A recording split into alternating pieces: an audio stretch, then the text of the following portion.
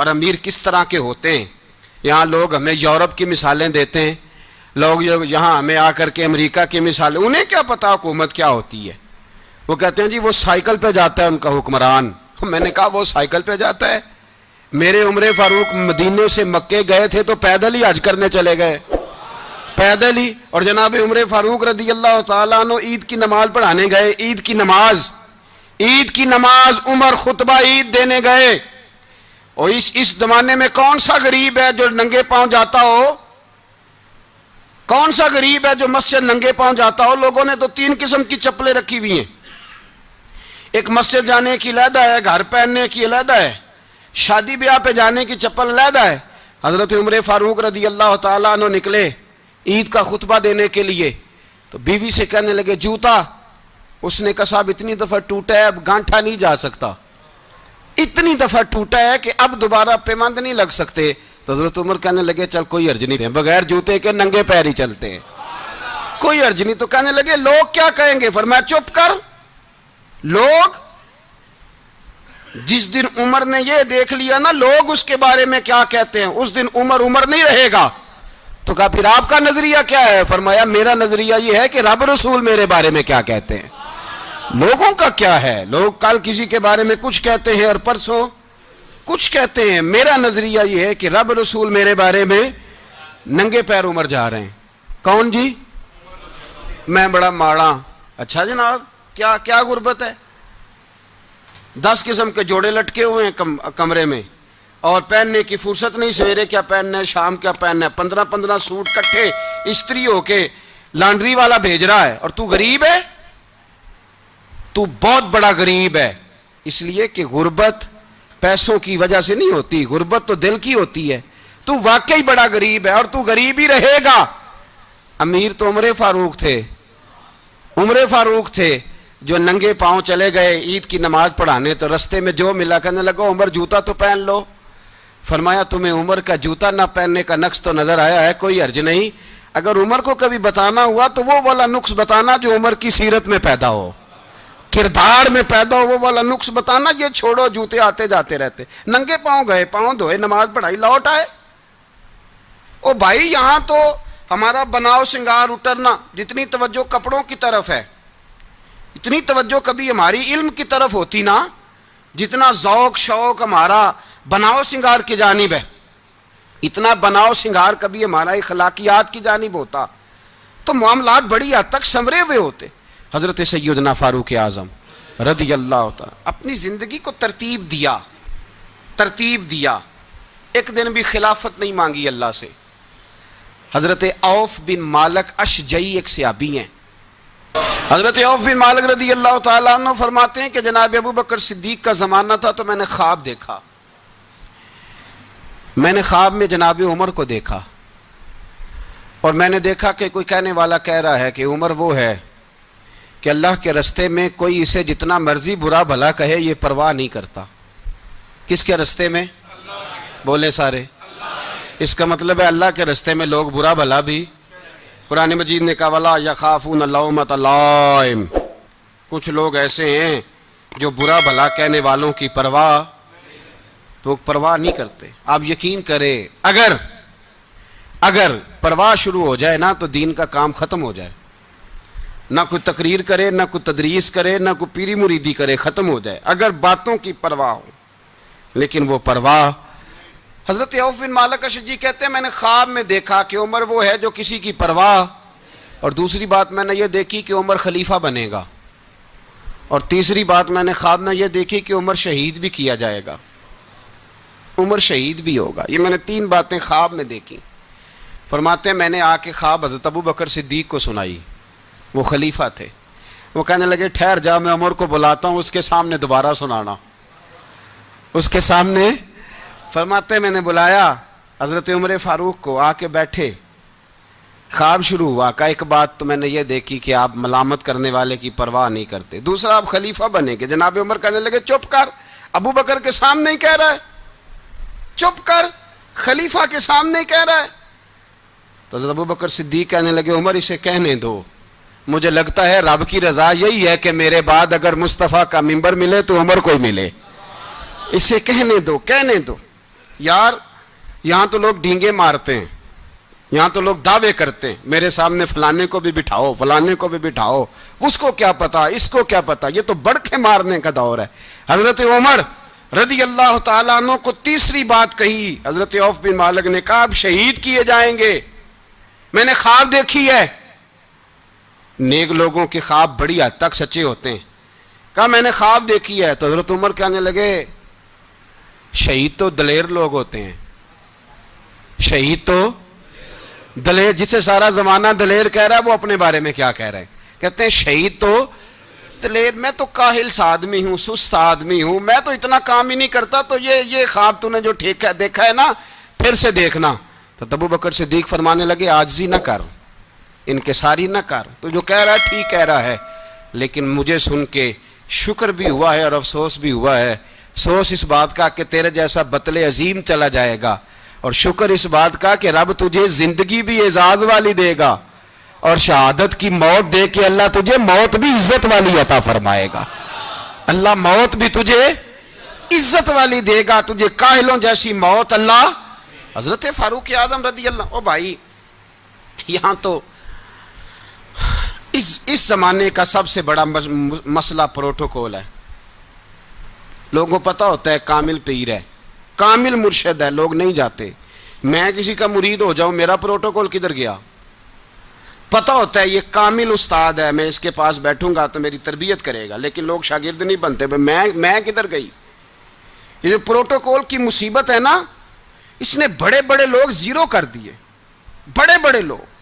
اور یہ مت سمجھے کہ آپ کا وزیر اعظم پروٹوکول لیتا ہے یا آپ کا صدر پروٹوکول، وزراء، ایسی کوئی بات نہیں۔ ہم چھوٹے طبقے سے لے کر بڑے سارے پروٹوکول کے قائل ہیں۔ ہمارا تو داماد بھی کہتا ہے کہ مجھے پوچھا نہیں میں تمہارے گھر کیوں آؤں۔ ہمارا تو بھائی ہر شخص اعلان کرتا ہے پروٹوکول کا، فلانے نے عزت نہیں دی تو واپس آ جاؤ، فلانے نے سلوٹ نہیں کیا تو واپس آ جاؤ۔ لوگ جہاں سلوٹ کرنا چاہیے وہاں بھی سلوٹ کرانے کے قائل ہیں، پر حضرت عمر رضی اللہ تعالی، حضرت عمر کی سادگی اور پھر جناب عمر کی عاجزی، جب انسان اپنے اوپر سوار کر لیتا ہے نا، سوار کر لیتا ہے، میں بدکار پرانا خادم، کسے در ملی نی ٹوئی، تے واصف یار نے نظر جو کیتی تے واصف ہی ہو۔ میں اکثر سوچتا ہوں حضور نے جہاں بھی کہا نا، فرمایا میرے بعد نبی ہوتے تو خطاب کے بیٹے عمر ہوتے۔ حضور نے فرمایا عمر جس رستے سے جاتا ہے شیطان وہ رستہ بدل جاتا ہے۔ نبی پاک صلی اللہ علیہ وسلم نے فرمایا میرا عمر وہ ہے کہ اس کی زبان پر حق جاری ہے۔ حضور علیہ الصلوۃ نے فرمایا 950 سال حضرت جبریل میرے عمر کی شان بیان کریں تو ان کی عظمت ختم نہیں ہوتی۔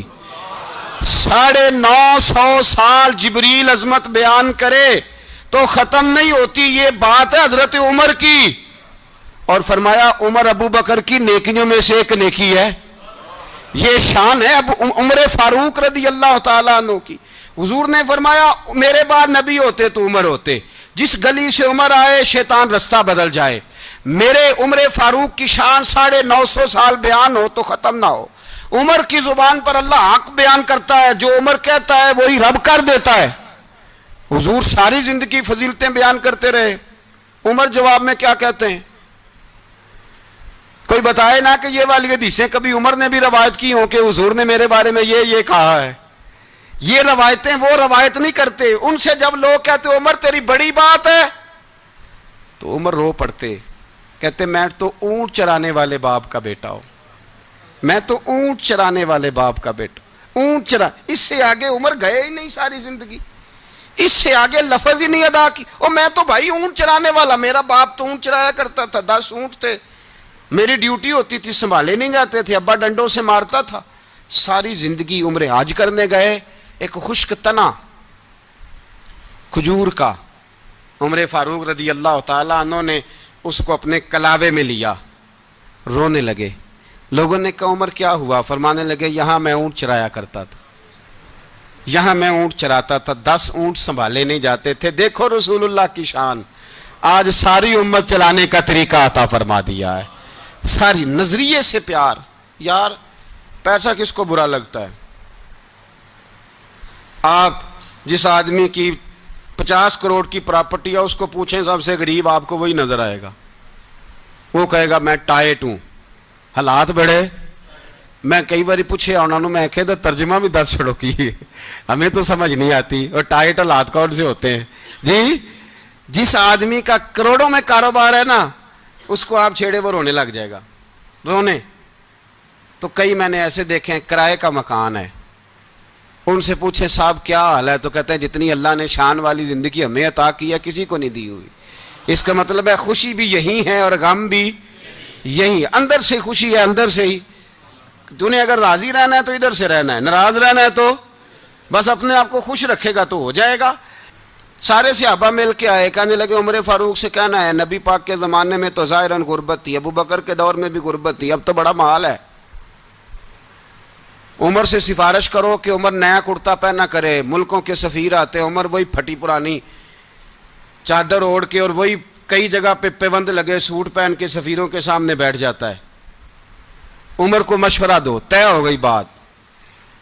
सब ने जब मशवरा दे लिया तो सारे कहने लगे ये बताओ शेर की मूंछ को हाथ कौन लगाएगा? कहना किसने है, बंदा भी तो ढूंढो ना। ने कहा जनाब मेरा ये ख्याल है कि मौला अली शेर खुदा कहेंगे, क्योंकि जिस शख्स की उम्र को सबसे ज्यादा हया करते देखा वो शेर खुदा मौला अली है, रदी अल्लाह ताला अली कहेंगे। इसलिए कि जनाब अली तो कई दफा जब गुफ्तगू करते थे तो हजरत उमर चुप कर जाते थे और फरमाते थे अली ना होता तो मैं हलाक हो जाता। तो कहा अली से कहो। जनाब अली शेर खुदा को बुलाया, किस काम के लिए जी?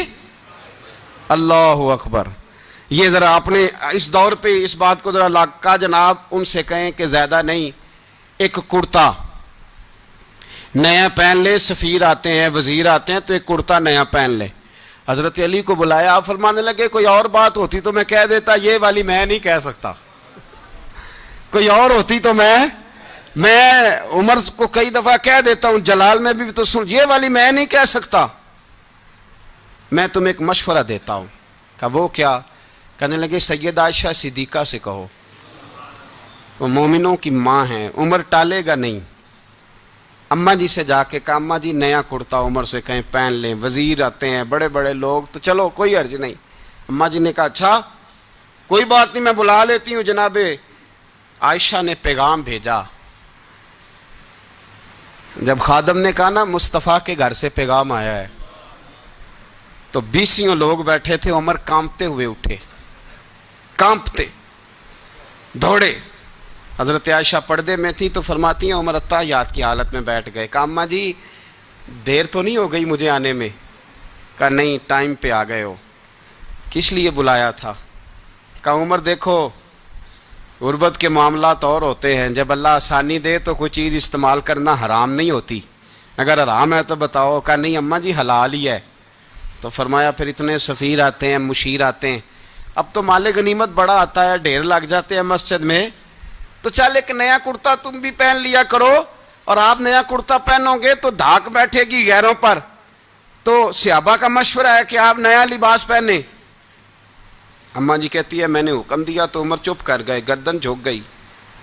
थोड़ी देर के बाद सैयदना उमर फारूक ने सर उठाया तो दाढ़ी पे आंसू गिर रहे थे, रो पड़े।